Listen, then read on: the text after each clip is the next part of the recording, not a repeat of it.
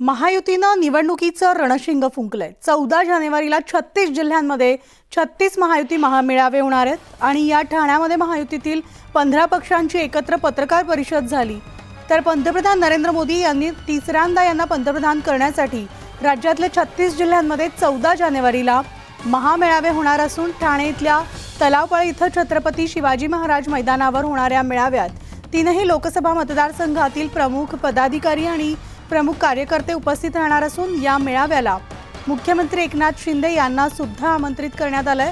दरम्यान यावेळी बोलताना शिवसेनेच्या नरेश मस्के यांनी उद्धव ठाकरेंवर जोरदार टीका केली आहे।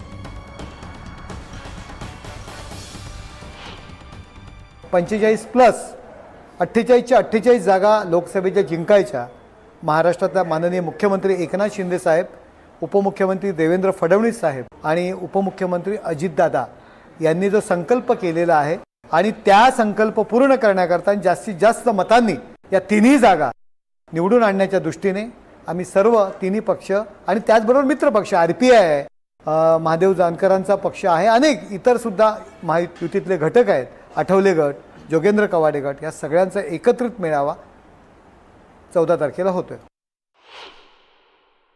14 तारखेला महायुतीच्या कार्यकर्त्यांचा मेळावा हा महाराष्ट्रामध्ये 36च्या 36 जिल्ह्यांमध्ये आयोजित होतोय आणि ठाण्यामध्ये 14 तारखेला हा मेळावा आयोजित करत असताना हा छत्रपती शिवाजी मैदान जो तळापाईला आहे त्या तिकडे या मेळाव्याचं आयोजन केलं आहे।